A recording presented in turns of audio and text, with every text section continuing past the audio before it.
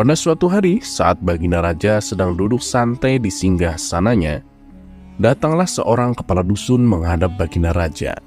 Ia mengadukan permasalahan yang sedang menimpa di kampungnya. "Ampun Paduka yang mulia, hamba mohon pertolongan Paduka," pinta kepala dusun tersebut. "Memangnya apa yang menimpa kampungmu?" tanya Baginda Raja. "Begini Paduka yang mulia, akhir-akhir ini di kampung kami sering diganggu jin yang jahat," ujar sang kepala dusun. "Kenapa bisa begitu? Apa yang membuat jin tersebut mengganggu kampungmu?" tanya Baginda Raja heran. "Karena kampung kami sangat subur Paduka yang mulia, dan mempunyai kekayaan alam yang berlimpah. Hampir setiap musim panen kami selalu mendapat banyak keuntungan," jawab kepala dusun. Mendengar jawaban tersebut, Baginda Raja menjadi bingung. "Lalu apa hubungannya? Masa gara-gara kampung kamu subur membuat jin tersebut mengganggu kampungmu?" tanya Baginda Raja heran. "Benar Paduka yang mulia, jin tersebut mengaku berkat jasa dialah kampung kami menjadi subur dan melimpah. Oleh karenanya setiap datang musim panen, ia meminta tumbal seorang gadis. Bila permintaannya tidak kami penuhi, ia mengancam akan menghancurkan desa kami," kata kepala dusun menjelaskan. "Oh, jadi itu alasannya. Baiklah, sekarang kamu pulang saja. Nanti aku akan mengutus seorang untuk mengatasi masalah di kampungmu," balas Baginda Raja. Selepas kepala dusun itu pamit pulang, Baginda Raja memanggil semua penasehat istana untuk mencari solusi atas permasalahan yang menimpa kampung tersebut. Salah satu penasehat istana berkata, "Paduka yang mulia, yang kita hadapi adalah makhluk halus. Kita tak mungkin melawannya dengan pasukan kerajaan. Yang ada nanti para prajurit malah kerasukan," ujar penasehat istana. Sedangkan para penasehat istana yang lain terlihat masih kebingungan mencari solusi yang tepat. Karena belum juga menemukan solusinya, akhirnya terbesit di benak Baginda Raja sosok Abu Nawas.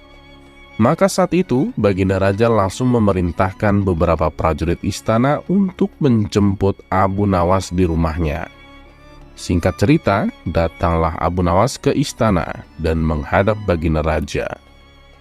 "Ampun Paduka yang mulia, ada gerangan apa Paduka memanggil hamba?" tanya Abu Nawas. "Saya akan memberimu tugas penting Abu Nawas. Tugas ini harus kamu laksanakan. Kamu tidak boleh menolaknya," balas Baginda Raja. "Tentu saja saya siap Paduka yang mulia. Tapi kalau boleh tahu, tugas apakah itu?" tanya Abu Nawas kembali. "Jadi begini Abu Nawas, suasana di kampung sebelah sedang tidak aman. Katanya ada jin yang suka mengganggu warga kampung tersebut. Dan saya perintahkan kamu agar kamu menyelesaikan masalah ini," titah Baginda Raja. Spontan Abu Nawas kaget mendengarnya. "Maksud Paduka, hamba disuruh menaklukkan jin yang jahat itu?"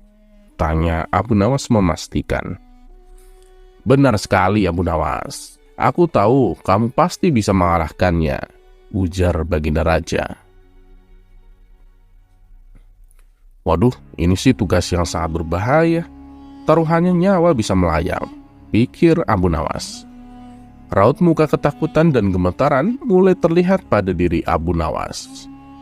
"Ampun Paduka yang mulia, apa Paduka tidak salah orang? Saya kira Paduka keliru kalau sampai menunjuk saya. Sebab saya ini bukan orang sakti," jawab Abu Nawas mencoba berkilah. "Wahai Abu Nawas, aku tahu kamu memang bukan orang hebat, bukan pula orang sakti. Tapi dengan akal cerdikmu, aku yakin kamu bisa mengalahkan jin jahat itu," ucap Baginda Raja. Dengan berat hati terpaksa Abu Nawas menerima tugas tersebut. Karena apabila ia menolaknya, ia bisa dihukum berat oleh Baginda Raja. Pada keesokan harinya, berangkatlah Abu Nawas menuju kampung yang dimaksud. Setibanya di sana, ia langsung menemui kepala dusun. "Apakah Anda utusan Baginda Raja?" tanya kepala dusun. "Iya benar, saya diutus Baginda Raja ke sini," jawab Abu Nawas.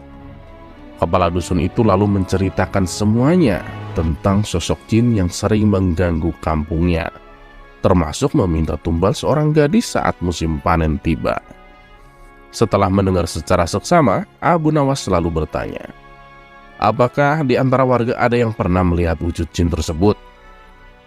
Sang kepala dusun pun menjawab, "Saya kira hampir semua dari warga kami pernah melihatnya. Saya sendiri juga pernah melihatnya." Abu Nawas kemudian kembali bertanya, "Lalu bagaimana wujudnya?" Kepala dusun tersebut menjawab, "Tubuhnya tinggi dan rambutnya dikuncir di antara kepalanya yang botak." Seketika Abu Nawas langsung mengetahui kalau jin yang dimaksud adalah jin Ifrit. "Sepertinya aku harus mencari cara supaya bisa mengalahkannya," pikir Abu Nawas. Setelah berpikir agak lama, muncullah ide cemerlang di otaknya. "Bagaimana Tuan? Apakah Tuan sanggup menghadapinya?" tanya kepala dusun kepada Abu Nawas. "Tenang saja, jin Ifrit itu pasti akan bertekuk lutut di hadapanku. Pada dasarnya dia hanya menggertak saja. Pasti ada wanita yang sedang dia sukai.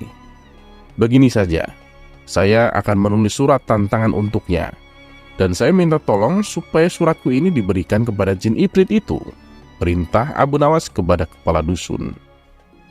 Abu Nawas kemudian membuat surat tantangan dan memberikannya kepada kepala desa untuk disampaikan kepada jin Ifrit.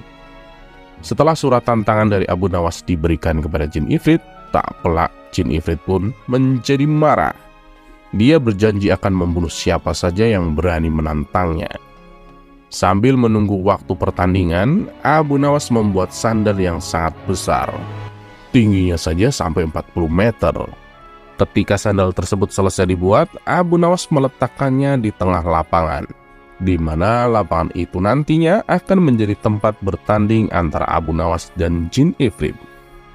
Setelah sebulan berlalu, tibalah saatnya, waktu yang ditentukan tiba. Jin Ifrit yang sudah geram menahan emosi langsung menuju lapangan untuk menghancurkan orang yang menantangnya. Jin Ifrit datang dengan suara yang menggelegar. "Di mana laki-laki yang berani menantangku? Keluarlah. Aku akan hancurkan tubuhnya," ucapnya sambil marah-marah. Para warga yang tadinya berkumpul hendak menyaksikan spontan pada berlarian meninggalkan lapangan karena takut menjadi sasaran amukan jin Ifrit. Tidak berapa lama muncullah Abu Nawas ke tengah lapangan untuk menghadapi jin yang jahat itu. "Oh, jadi kamu yang bernama Abu Nawas, orang yang berani menantangku. Apa kamu sudah bosan hidup? Ayo sekarang kita bertarung," tantang jin Ifrit. "Maaf, Anda salah orang. Saya ini muridnya Abu Nawas," kata Abu Nawas berpura-pura. "Lalu ngapain kamu datang kemari?